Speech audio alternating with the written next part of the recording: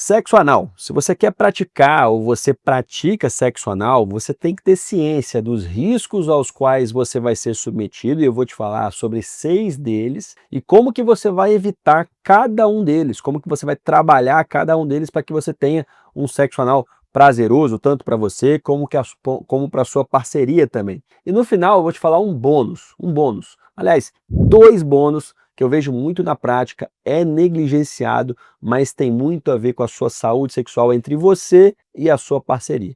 Não deixe de ficar comigo até o final e vamos lá para o vídeo.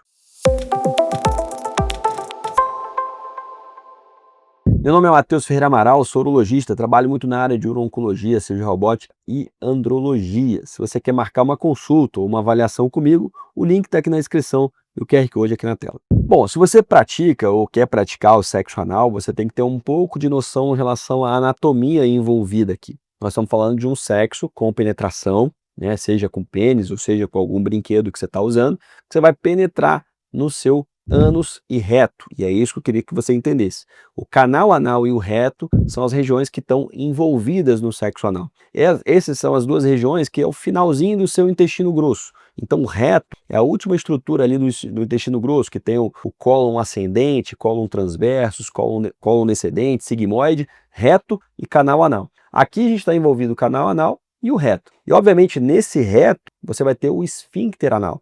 O esfíncter anal é uma estrutura que faz com que você mantenha a continência das fezes, que faz com que você consiga segurar aquele cocô, segurar aquele pum, através da contração voluntária do esfíncter retal. É importante que você entenda também que a mucosa anal tem uma grande diferença para a mucosa vaginal. A mucosa anal ela não tem tanta glândula que promove uma lubrificação adequada, além dela ser muito mais fina do que a mucosa vaginal, que é mais lubrificada, mais grossa, mais elástica e mais preparada para esse tipo de sexo receptivo. A mucosa anal, por não ser tão preparada, mais fina e mais frágil, promove mais lesão local, lesão, sangramento, enfim.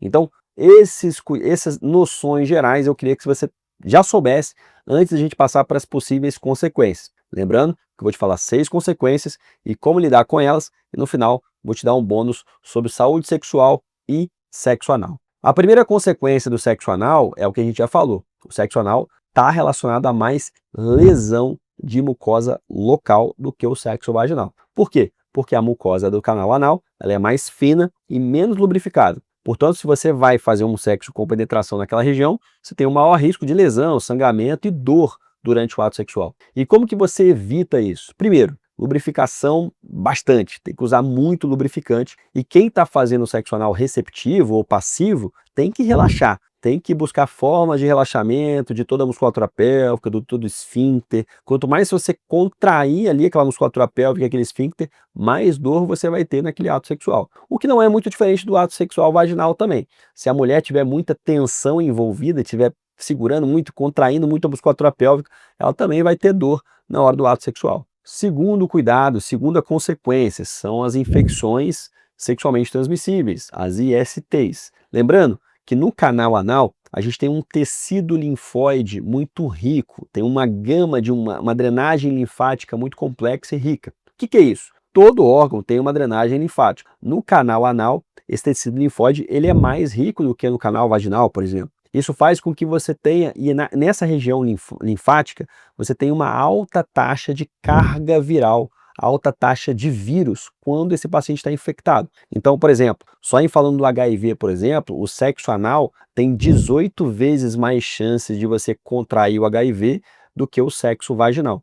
Então quem está fazendo o sexo anal ali, o passivo, o ativo também tem chance de contrair, porque ele tem lesão de pênis também, se tiver uma porta de entrada no pênis e uma porta de entrada na lesão do canal anal, ele vai ter contato com aquela carga viral, mas a pessoa que está fazendo o sexo anal, tanto passivo como ativo, ele tem 18 vezes mais chance de contração do HIV do que o sexo vaginal. Além do HIV, você está exposto a outras doenças virais também. Você está exposto a outros tipos de doenças também sexualmente transmissíveis, como por exemplo, hepatite C, hepatite B, sífilis, herpes, HPV, além do HIV. E diante desse rico tecido linfóide, as infecções tornam-se mais comuns com quem pratica o sexo anal. Você consegue se proteger disso através do uso da camisinha. A camisinha é extremamente importante nesse ato sexual, aliás, em qualquer ato sexual você tem que usar camisinha, que você vai se proteger, na grande maioria das vezes, dessas doenças que eu estou te falando. E hoje é importante saber que você tem uma quimioprofilaxia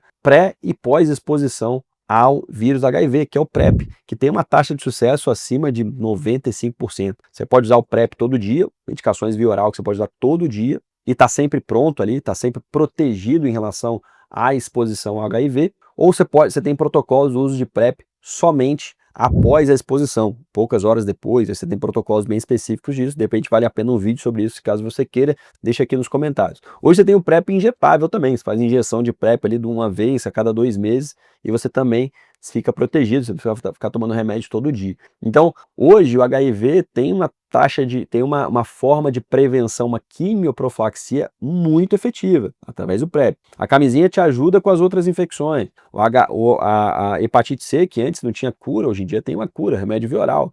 A hepatite B tem vacina. Então, assim, hoje a gente tem várias formas de você se prevenir e você ter um sexo anal com qualidade e com saúde também. Terceira consequência, doença inflamatória pélvica. A gente está falando daquela mulher que ela praticou o sexo anal, naquele mesmo ato sexual, foi do anal para o vaginal e não teve o cuidado de limpar o pênis, lavar e tudo mais. A gente sabe que o reto, né, o ânus, ele faz parte, como eu falei anteriormente, do sistema gastrointestinal, onde você tem uma flora bacteriana local e normal. É normal que você tenha uma flora bacteriana nativa ali do trato gastrointestinal, que vive ali numa situação de comensalismo, né? Vive uma situação, não são bactérias ruins, elas são extremamente importantes, na verdade, para a sua digestão, tem uma série de funções, mas essas bactérias estão, para estar presente ali no trato gastrointestinal. Se elas forem inoculadas na sua vagina e alcançarem ali um ambiente propício para a proliferação na vagina, no útero, pode dar a doença inflamatória pélvica, com uma série de dor, corrimento e necessidade de tratamento antibiótico. Você evita isso não praticando os 2 atos sexuais no mesmo ato sexual, ou então tentando lavar o pênis lavar bem o pênis depois do sexo anal, antes de partir para o sexo vaginal, ou então, obviamente, usando camisinha. Uretrite bacteriana, agora a gente está falando de quem está penetrando, do cara ativo, né? Do quem está praticando sexo anal, o ativo da relação, e não o passivo. A gente sabe, mais uma vez, que o trato gastrointestinal tem a sua flora bacteriana típica daquela região. A uretra é uma região que não é para ter, é uma região estéril, ou seja, não tem bactéria ali. Então, se você faz sexo anal, você contamina a sua uretra de bactérias que eram para estar lá no trato gastrointestinal e encontram ali na sua uretra uma condição perfeita para uma alta proliferação, você vai ter a uretrite bacteriana. E o mais complicado disso é que geralmente são por bactérias atípicas. Porque, por exemplo, a uretrite bacteriana você pode ter na relação interpessoal, também na relação sexual vaginal também.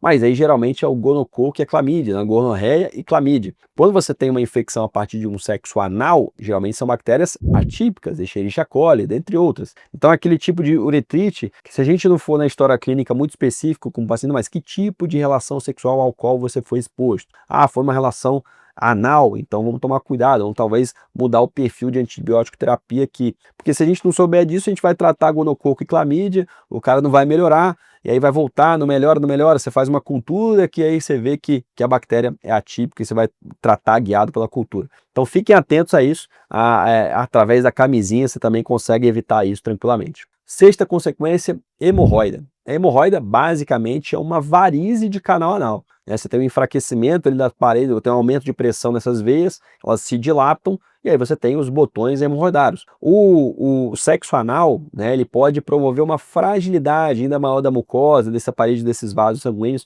promovendo, né, crescendo a hemorroida, a doença hemorroidária que o paciente já tinha, ou então fazendo com que surjam os botões hemorroidários. Para você evitar isso, mais uma vez, você precisa evitar o atrito, a lesão local, então lubrificantes, relaxamento da musculatura pélvica, tudo isso vai ajudar nessas consequências. E na verdade eu acabei de falar da hemorroida, que foi a quinta consequência, né? A sexta consequência, agora sim a sexta, é a incontinência fecal. A gente falou que no canal anal, no reto, você tem o esfíncter retal, que faz com que você tenha a continência fecal, que você consiga segurar o pum, consiga segurar as fezes. Dependendo do seu grau, da sua intensidade da relação sexual anal, você pode ter lesão desse esfíncter e atrapalhar no seu processo de continência fecal. Você pode ficar incontinente. Então, mais uma vez, tenha um cuidado, tenha um carinho, tem um parcimônia ali na hora da penetração anal. O parceiro, quem está fazendo um passivo, tem que relaxar a musculatura pélvica. Quem está fazendo um ativo tem que ter tranquilidade ali também. E também o uso de lubrificante também vai ajudar nessa. E eu falei para você que eu ia trazer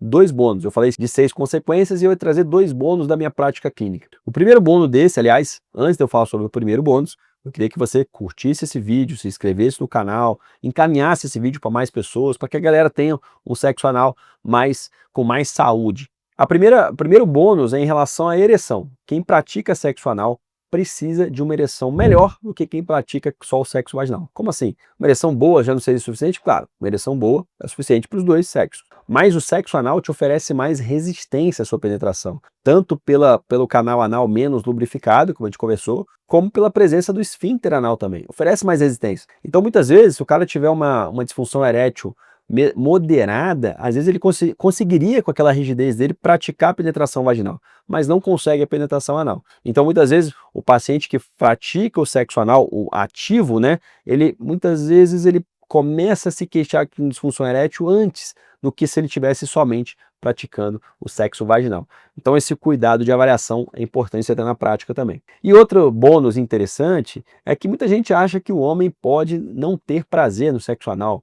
E se você tem prazer no sexo anal, você é homem, pratica sexo anal e tem prazer, coloca aqui embaixo a sua experiência. E existem trabalhos que descrevem realmente que a próstata ela tem terminações nervosas que podem justificar ser um órgão, um ponto G, um órgão de sensibilidade que pode levar prazer com a sua estimulação. Isso porque a próstata é um órgão homólogo às glândulas de Skinner nas mulheres. A glândula de Skinner e a próstata têm a mesma origem embriológica. E a glândula de Skinner tem mais terminações nervosas do que o resto da vagina da mulher e fica nos primeiros 5 centímetros do teto da vagina, que é um dos pontos G da mulher. E no homem, o órgão homólogo a essas glândulas de Skinner é a próstata.